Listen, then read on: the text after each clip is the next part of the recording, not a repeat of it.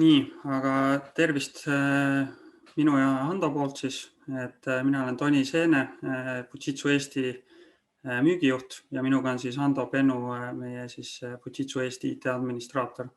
Ja mõtlesime täna, et räägiks natuke siis meie IT-varahaldusteenusest, mis on siis riigipilves. Et see on päris uus toode, siin paar kuud üleval olnud. Ja võib-olla alguses üldse räägiks, et mis see varahaldusteenus üldse on, et alustaks niimoodi lihtsalt ja siis räägiks natuke ka funktsionaalsusest. Et mis see on? Et see on varahaldusteenus, mis on siis riigipilves asuv seadmete haldamise tarkvara. Sellega saab siis lauas ülearvuteid ja servereid hallata. See toetab siis Windowsi, macOSi ja Linuxit, mis sobib ka eriti hästi ettevõtetele, kus siis on vähemalt alates kuskil 200 IT-vahendit, mis siis vajavad haldust. Kui kellele see on mõeldud, tegelikult on see kõikidele ettevõtetele mõeldud ja kellel on IT-varasid, aga mida siis rohkem on tegelikult neid varasid, seda suurem kasu ka tegelikult sellest tarkvarast tuleb. Tarkvara ise all on muidu Mirador, kui ma enne maininud juba. Siis mis see mulle annab, see tarkvara? Mirador annab siis ülevaatliku pildi tegelikult ettevõtte IT-varadest, nendega seotud infost, siis lepingutest ning ka võimalusel nii-öelda palju asju automatiseerida, mis on seotud nende haldusega. Kui detaili minna ja rääkida ka funktsionaalsusest, siis põhiliselt võiks jaotada need niisugusesse 5 gruppi, et käime need järjest läbi. Esimene on siis, nagu mainitud juba, IT-varahaldus. Mis see annab, on usaldusväärse ja täpse tegelikult ja ühtlasi ka ajakohase teabe teie IT-seadmete kohta, mis katab ka nii-öelda paljusid erinevaid tehnoloogiaid ja platvorme. Aitab teil tuvastada ja kaardistada siis oma varasid, ehk siis automaatne varade registri loomine, mis siis sisaldab seadme mudeli nime, omaniku ja asukohta. Samuti saate seal hoida siis ostude, garantiide ja kulude ülevaateid, siis kõik ühes kohas. Automaatne jälgimine, kasutades siis sadu nii-öelda riistvara atribuute. Saate luua siis märguanded, et kui näiteks kettaruum hakkab täis saama kuskil või kui server kuumeneb üle kuskil või on liiga soe. Samuti lepingute haldus, saate siis määrata oma varadele rendi või teenuslepingud ja seadme garantiid ning saate seadistada ka teavitused aeguvate garantiide või lepingute kohta. Ja et kiirelt ja lihtsalt seadmeid tuvastada, saate märkida oma seadmed nii-öelda tagide ja vöötkootide siltidega. Nüüd siit edasi on analüütika, et kuna infot on palju, siis niisugune tähtis asi on ka see visualiseerimine, et Miradorist saab siis teha erinevaid dashboard'e, kasutades erinevaid widgeteid ja siis jälgida teie seadmete siis tervist, kasutades selleks samuti siis seadmete kohta käivat infot. Mõned näited, et saate näiteks jälgida arvutite seisukorda, akude seisukorda siis, et nii-öelda health staatust. Samuti aplikatsiooni crashide kohta, et mis on nii-öelda kõige levinumad Windows aplikatsioonid, mis siis teie hallatud seadmetes kokku jooksevad. Samuti BitLocker, et kui paljudel seadmetel on BitLocker üldse aktiveeritud.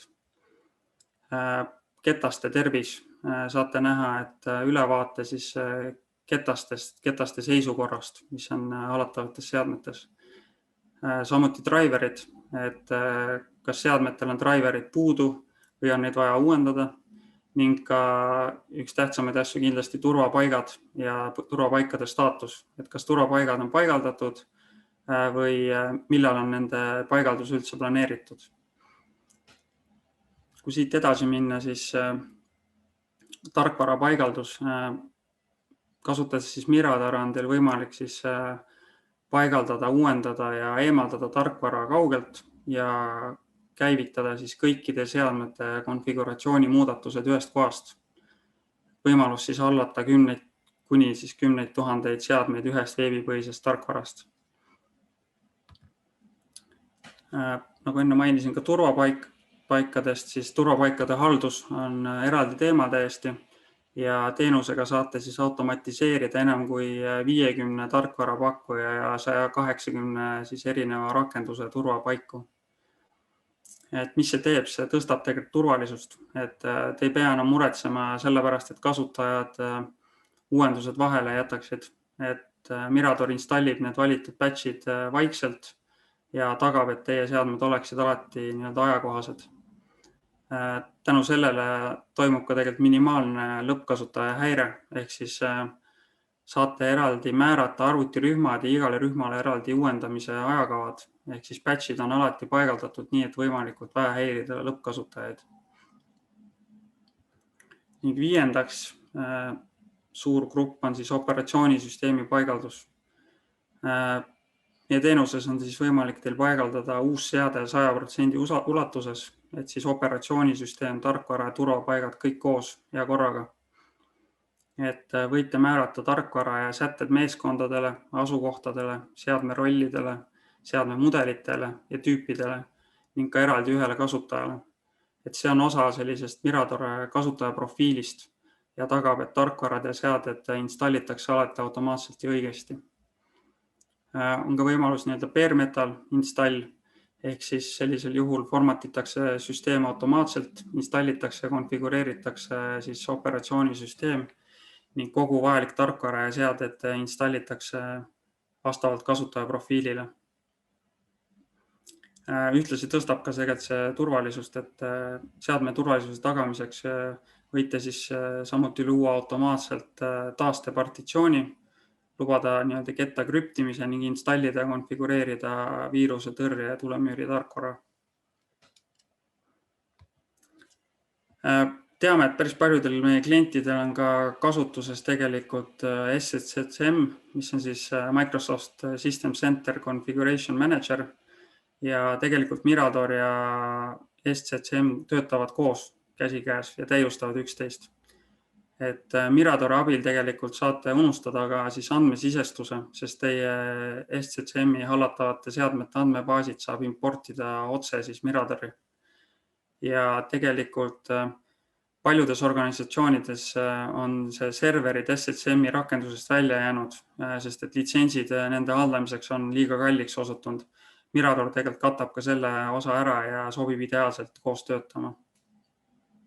Siin on lihtsalt väike map, et kuidas see välja näeb, mis seal sees on, kuidas see jookseb. Ja siin tooks välja võib-olla siis konnektorid ja valmis integratsioonid, et need on päris suur hulk ja eeskätt aitavad need kindlasti rikastada seadmete andmeid, luua siis erinevaid ühendusi nende vahel, automatiseerida asju ja kindlasti on huvitavad paljudele klientidele. Aga minu poolt võib-olla ongi kõik, et edasi näiteks Hando natuke live demo, kuidas see päriselt välja näeb ja räägib juba detailsemalt.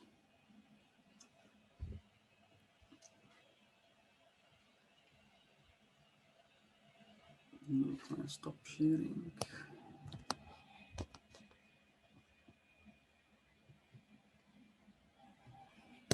Jah.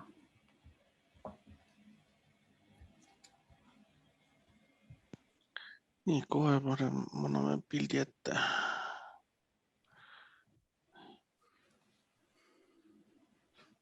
Nii, kõik näevad pilti loodetavasti. Ja. Et tegu, mida ma näitan, on Mirador 5.4 ehk kõige viimane see on-premise versiooni testsaiti, kus siis on just enamus asju on kõik olemas, mida me siin ka rääkisime. Et kõigepealt siin dashboardid ehk siis kiired ülevaated sellest, et mis toimub ja mis seisus asjad on. Siin on erinevaid need valmis raporteid, mis on assetite staatused, millised rollid neil on, mis operatsioonisüsteemid on kasutuses, millised protsessorid,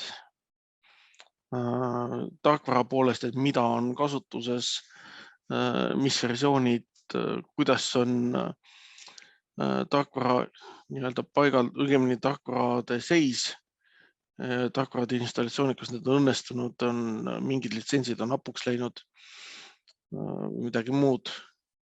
Samuti ülevaade sellest, et milliseid tootjaid kasutatakse. Ja ka siis muidugi lisaks ka kategooriad, et mida on nagu installitud. Et see tarkvara siis Discover, ütleme, kogu see asset management ei hõlma ainult neid lahendusi, mis siis on nagu selle süsteemi poolt hallatavad, vaid ka kõike seda, mis on masinas kasutaja poolt paigaldatud, kui tal see õigus on olemas. Nii, räägiksin natukene sellest asset management'i poole pealt, et meil on üks asi ongi kohe kõikvõimalikud raportid selleks, et mida nüüd meil on olemas, millises seisus nad on. Me saame valida raportitesse erinevaid parameetreid, mida me soovime saada, ja kõik need raportid, mida siit me koostame, saame ka salvestada ja ka Excelisse saata, ehk siis võtta nagu mingi muu vahendiga töötlemiseks, et saada lihtsalt paremini aru, et millised seadmed meil on, millised on, ütleme niimoodi, tarkvara, ütleme, et võime riistvara puhul näiteks, et see, et millised peame uuendama, palju on neid masinaid, mis ütleme, et hakkavad meil ajale jalgu jääma või midagi muud selliseid. Nii.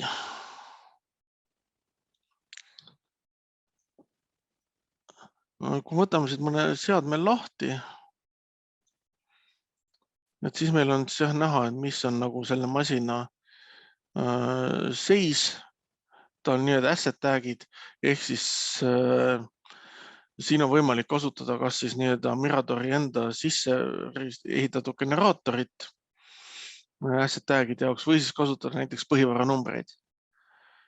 Et me ise kasutame omal siseses süsteemis põhivara numbreid selle koha peal, et siis on alati väga lihtne otsida üles, et et vaatame seda põhivara kleepsu arvuti peal ja siis kohe leiame üles, et millega tegu on.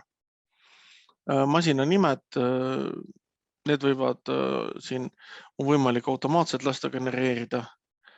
Millise mudeliga tegu on tootja poole pealt, serianumber loetakse automaatselt välja, MAC-i aadressid ja ka siis staatused selleks, et mis ta on, kas ta on nüüd aktiivne, on ta meil nii-öelda tootmisest või toodangust maha võetud, ehk siis nii-öelda riiulisse tõstetud mingil näiteks selle põhjusel, et ta on remonti saadetud või on ta lihtsalt kasutaja poolt tagasi antud, välja vahetatud, midagi muud.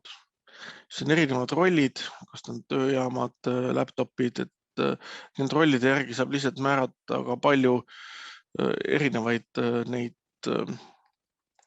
näiteks pätsimise puhul, mismoodi seda mingites rollides olevaid seadmeid pätsitakse.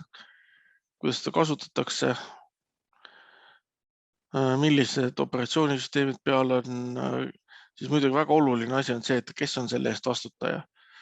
Et see on tavaliselt, ütleme, väga sageli on just see, et sul on vaja teada, et kes, ütleme, et okei, et see masin on nüüd see, kelle käest ta on ja kes selle eest vastutab. Et siin on see info kirjas ja ka see, et kui on suurem organisatsioon ja kus kohas see masin füüsiliselt nagu peaks olema. Samamoodi, et see, et milliste litsentsi puulidega ta on ühendatud, millised on ta nii-öelda need ostuandmed ja ka ütleme, et garantiiajad. ja siis ka lisainformatsiooni. Et siia kaardi peale tegelikult on võimalik ka luua oma väljasid. Et kui tekib vajadus, et kui sisse ehitatud väljadest jääb väheks, et siis on võimalik siia tuua ka nii-öelda custom väljasid juurde. Siis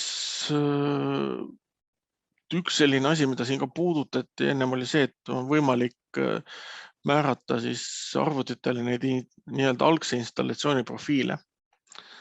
Ja siis selle puhul alati märgitaksegi ära, et milline tarkvarapakett on talle peale suunatud ja millised nii-öelda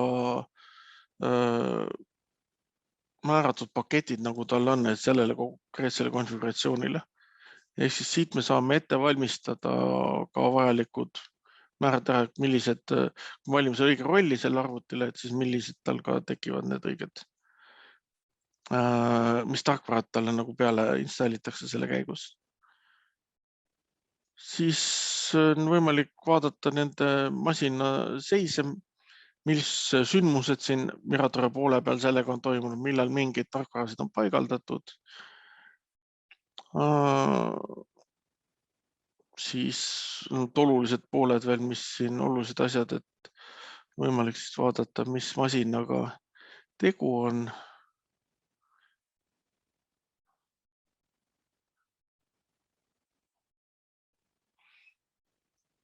See on nagu meenutab seda eelmist poolt, et selline üks huvitav asi on jah, et tal võimalik nagu ka elektritarvet siis nagu tema selle Miratoriga määrata, välja lugeda, palju see tegelikult see maksma meile läheb.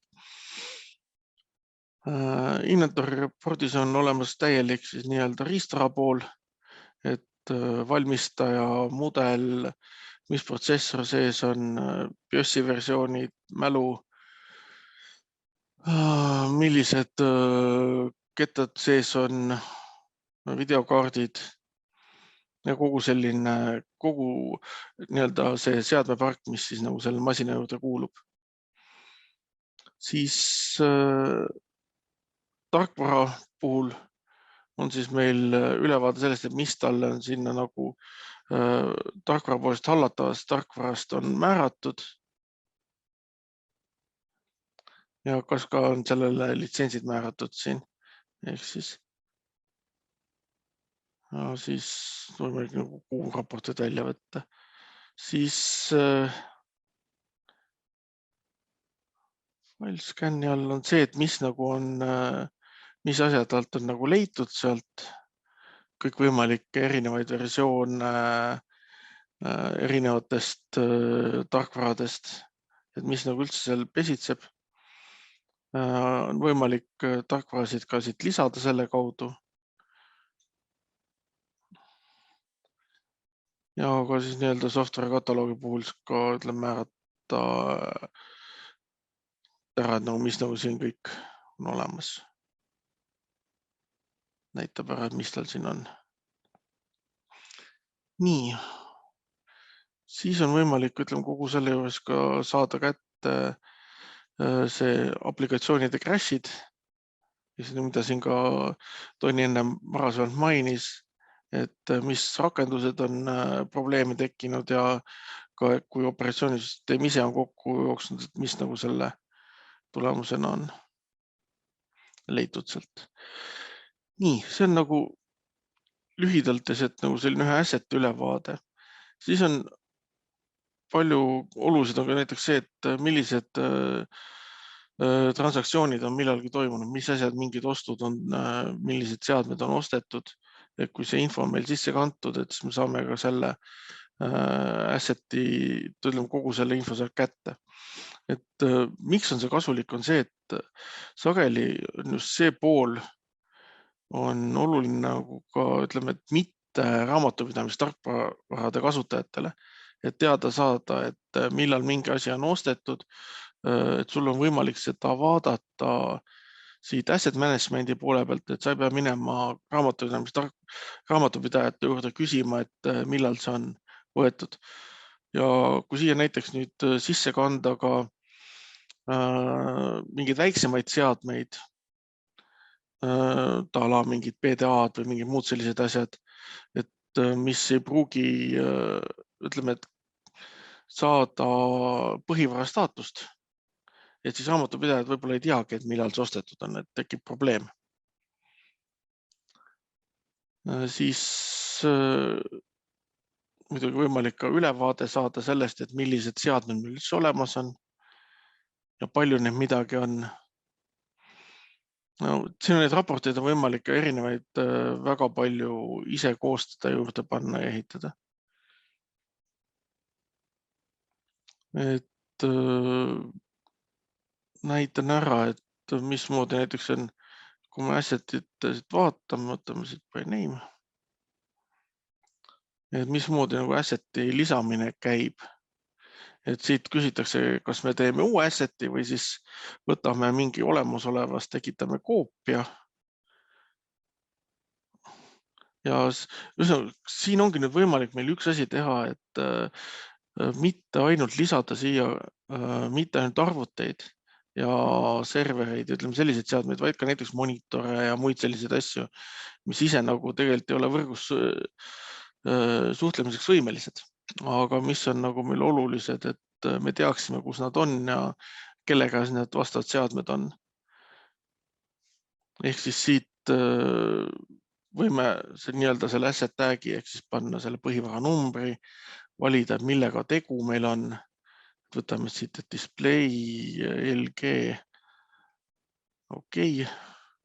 Ütleme, et on PV 1, 2, 3, 4, 5, 6, 7, 8, 9.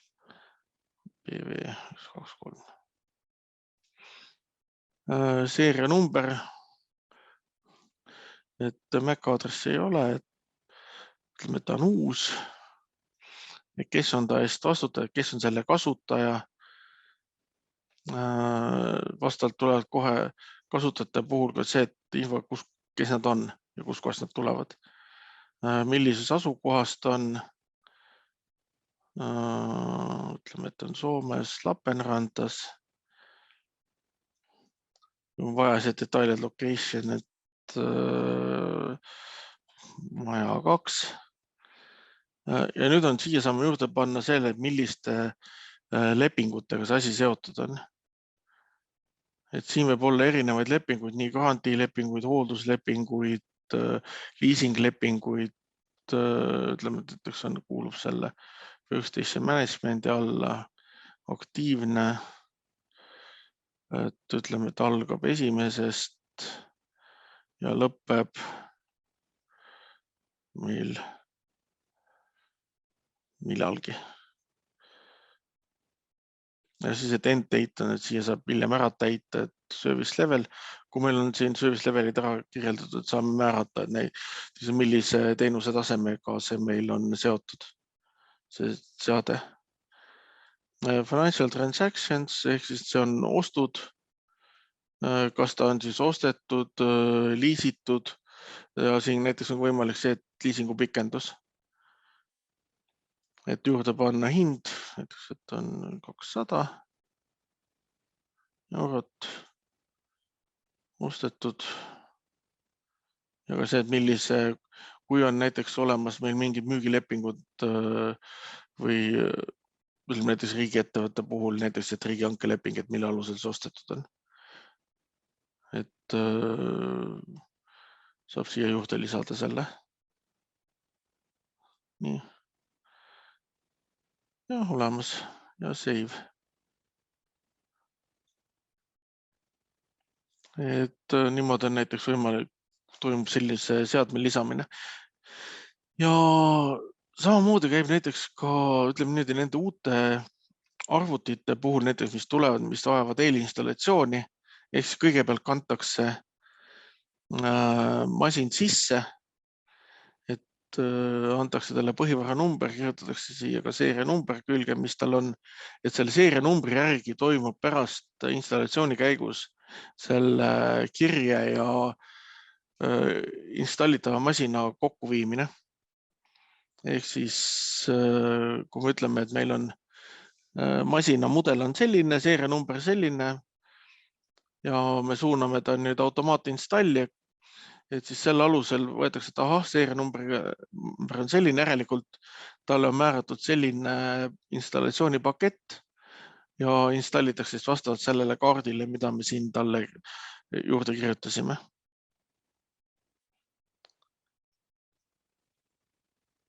Nii. Siis järgmine teema, millest on, et on tarkvara. Et meil on võimalik siis luua selline tarkvara installatsiooni pool ehk siis nii-öelda nendest tarkvaradest, mis on organisatsioonis kasutuses. Miratore pakub ka variandi välja seda, et iseteeninduse kaudu on võimalik siis inimestel oma arvutisse seda tarkvara lasta installida. Näiteks öelda seda, et vaikimisi näiteks 7-Zipi või Adobe Readerit ei ole. Et neil on võimalik see omale valida sinna. Või siis näiteks, et kõikidel pannakse vaikimisi peale Microsoft Office, aga projekt on eraldi. Kuna seda läheb väga vähestel vaja ja on eraldi litsenseeritav, et siis on võimalik nagu kasutajal tellida see omale eraldi juurde. Ja siit ütleme nendes nimekirjades siis saab ära defineerida selle, et mis meil on. Siit mõne tarkvara vaatame.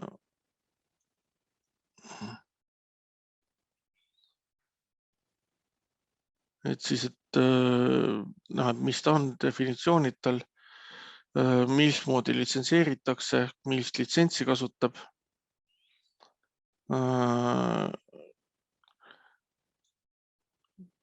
Mis toimunud sellega on samamoodi nagu iga sellise asja puhul toimub kõikidel. Ja see, kuhu ta nii-öelda on paigaldatud. Et nende installatsioonidega on niimoodi, et üldjuhul luuakse nagu, õigemini koha peal on vajalik selline asi nagu installation point. Ehk siis installatsiooni meediate asukoht, kus siis paiknevad need installatsioonipaketid. Et see on piisav lihtsalt sellest, et kui ta on mingi võrgushare, et see ei pea olema mingi eraldi server.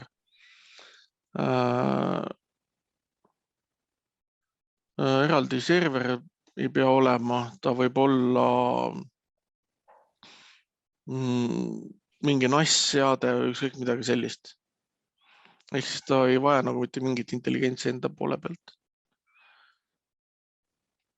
Siis, mis veel on siin olulist? Veel. Muidugi on meil raporteid kõikide asjade kohta, millised need installatsioonid on, millised on toimunud ja nii edasi. Nii. Millest me veel räägime siin juurde? Võtame sellest. Võtame siit sellest installatsiooni ka veel korra näita, mismoodi see käib. Võtame selle näiteks. Et kui me tahame masinat niimoodi suunata installi, siis ongi nii, et lihtsalt me aktiveerime selle nii-öelda algse installatsiooni. Ja see on näiteks ka hästi mugav sellisel juhul, et kasutaja teatab, et tal on mingi ilge jama, et masin ei tule enam püsti, et mingi jooksis kokku või kas see, et meil on teine sait näiteks olemas, et ta sai uue arvuti, meil on see info olemas, et kus kohas ta on, et me loome selle ära ja aktiveerime selle algse installatsiooni ja siis saame kasutajat juhendada, et mismoodi ta selle installatsiooni käivitab, et mismoodi ta paneb arvuti võrgus puutima, et võrgupuudiga nagu on see asi laheneb ära. Ja siis kõik muu tegevus toimub siis automaatselt. Ehk siis mingi aja pärast saab siis juba kasutaja Neid rahulikult, et nüüd on valmis, logib sisse ja hakkab kasutama. Kõik asjad on peal olemas, mis vaja on. Samamoodi siit saame jagada neid, installida tarkvarasid juurde. Kui keegi teatab, et okei, et sellele masinale on vaja nüüd mingit kindlat tarkvarapaketti juurde saada, et siis on võimalik see valida ja öelda, et okei, läheb, installib.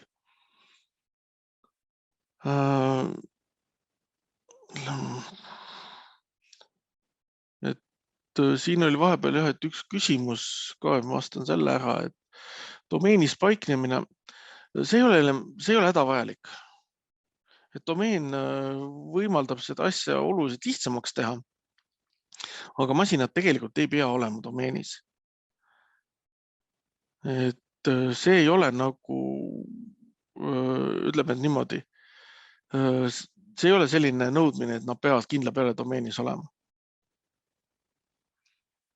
Ehk siis me saame kõiki neid tarkvara, ütleme, asset management'i, tarkvara haldust, patch management'i, kõik asju saame kasutada ka nende masinate puhul, mis ei ole domeenis.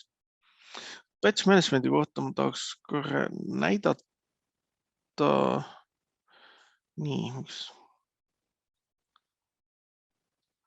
Nii, kuna seda meil selles demo keskkonnas ei ole kahjuks olemas, teda ei ole sisse lülitatud selles, et siis näitan ära, mismoodi see asi välja näeb. Ehk siis meil on, no siin juba eelnevalt sai mainitud, et see on päris suur valik, on erinevaid tootjaid, kellelt on võimalik neid patch'e saada ja need tulevad automaatselt meile. Ehk siis selle funktsionaalsuse kasutamiseks me ei pea ise väga palju vaeva nägema. Et meil on olemas nimekiri nendest patch'idest, või toodetest, mis meil on võimalik patch'ida.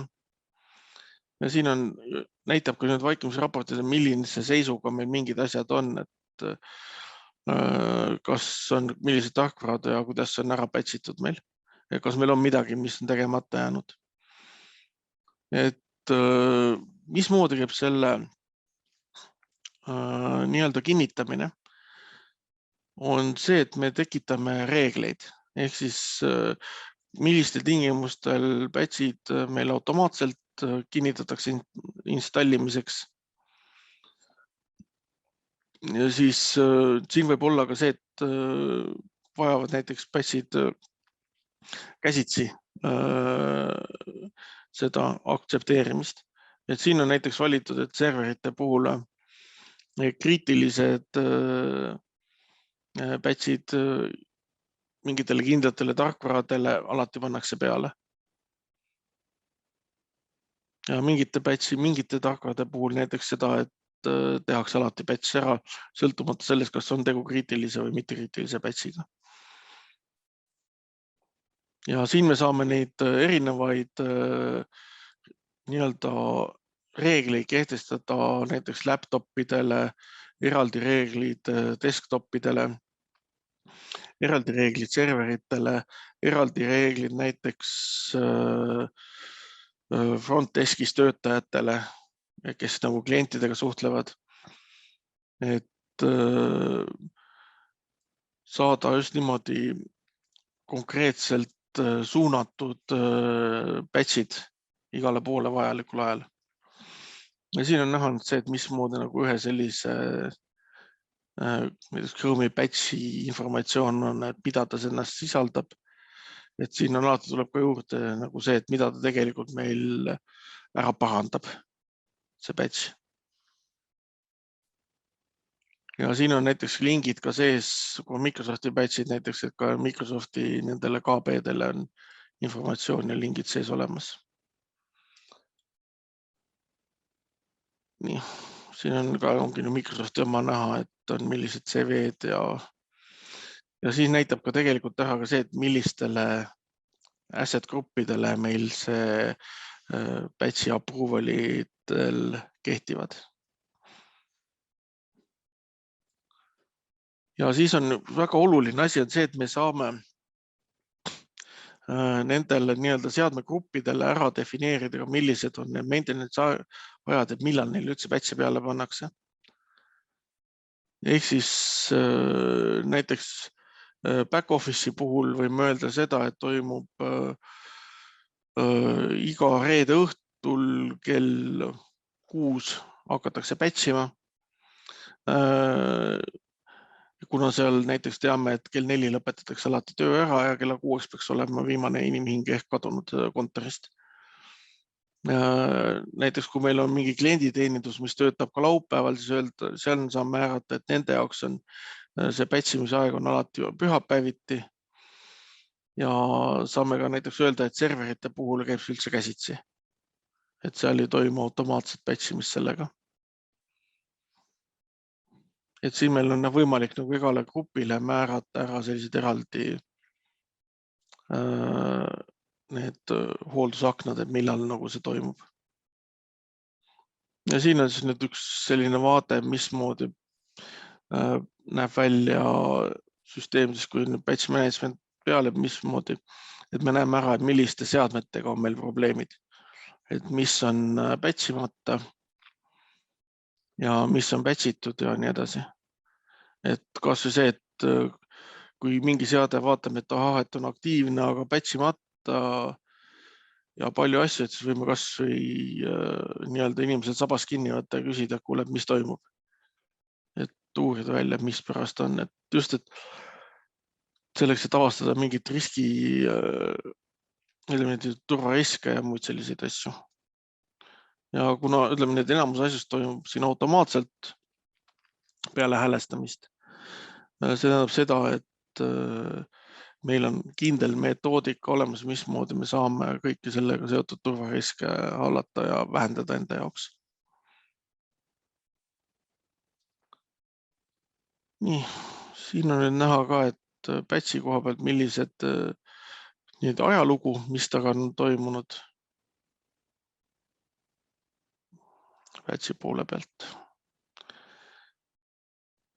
Nii. Kas sul sai muidu kõik vist või? Enam-vähem kõik, et kui küsimusi on, et siis... Küsimustele ja muidu me vist ei... Ja, et siin seda on veel nii palju asju veel siin võimalik rääkida, aga me ei jõua vist. Ja, et 15.45 peaks juba lõppema. See ticketide süsteem on, siin küsimus on jah, et on aktiveeritud, ticketide süsteem on olemas ja see on ka, ma ei tea, kas on meie selle pakutava litsentsi sees see ka aktiveeritav või ei ole? Ma arvan, et see full, jah. Jah, ehk siis see peaks olema aktiveeritav. Et siin Miradoril on ka integratsioonid olemas erinevate nende kaughaldustarkvaradega, erinevaid antiviirustarkvarasid, siin mõni tuntumaid nagu F-Secure toetab. Ja lisaks on võimalik siis kasutada ka API-t. Ehk siis mille kaudu, see on see, mille kaudu näiteks toimub SSM-iga see suhtlus. Siin on võimalik ehitada näiteks juurde ka mooduleid, mis suhtlevad näiteks mingi ERP-süsteemiga, mis näiteks, kui me kanname siit Miradorist mingi seadme maha, ütleme, et see asi on nüüd hävinenud, et siis võib näiteks ERP-süsteem võib siis selle kaudu ka tuvastada, et okei, et nüüd see seade, kui ta seda seadmeda staatust seal käib uuendamas oma jaoks, et saab avastada, et ahah, et nüüd on midagi toimunud sellega, et saab automaatselt näiteks algatada seal seadme mahakandmisprotsessi. Ja integratsiooni võimalusi on palju, et siin. Ja Mirador, muidu enda Fujitsu on ise kasutanud juba aastaid seda, et Soomes on meil üle 100 000 asseti on siis halduses. Arvutiserveri vahel liiklus krüpteeritud HTTPS-iga. Et see käib kõik üle HTTPS kanali. Et selles suhtes on hea, et kuna ta on standardne HTTPS liiklus, et siis ka kõik tulemüüridest üldiselt igalt poolt jookseb ilusti läbi. Et ei pea hakkama eraldi auke tegema juurde. Ja ütlen ka seda, et kui me esialgu selle teenusega tulime välja, siis me täpselt ei teadnud, et kui palju, kuidas seda nii-öelda paketeerida, et palju neid asset'eid võiks klientidel umbes olla ja mis see huvi on, et me praegu näeme, et klientide huvist, et tegelikult me nende paketid tegime liiga väiksed, et see 50, 200 ja 500 on ilmselgelt liiga väiksed klientidele ja me teemegi tegelikult natuke ümber selle, et me teeme selle hinnastuse ka, see tuleb siis asset'i põhiselt, et põhimõtteliselt klient saab ise valida, et kas tal on seal 1000 asset'it või 733 või mida iganes. Et klient maksab täpselt nii palju, et kui palju tal kuus siis aktiivselt neid nii-öelda asset'eid on kasutatud. Ja kui ma õigelt mäletan, oli nüüd see, et ühesõnaga mitte manageeritavad asset'id on tasuta. Ehk siis nagu näiteks monitorid ja muud sellised asjad, mida sinna ka saab sisse kanda. Et need ei kuulu selle limiidi sisse. Jah. Et see muudatus tuleb siin lähiajal, ma arvan, maksimum kuu jooksul, ma arvan, et kiiremini.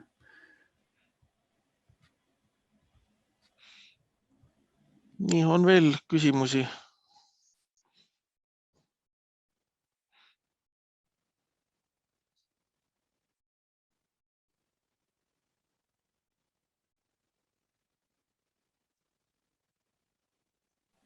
Kui ei ole, siis meie poolt aitäh. Ja lootsin, et see oli huvitav teile, informatiivne, et kui teil tekib pärast mingeid küsimusi, siis võite alati kirjutada, et panen siia chati oma emaili ka. Hea meelega vastame tehnilistel või mittetehnilistel küsimustele ja aitame teid, et meie poolt kõik. Jah, aitäh teile. Aitäh teile.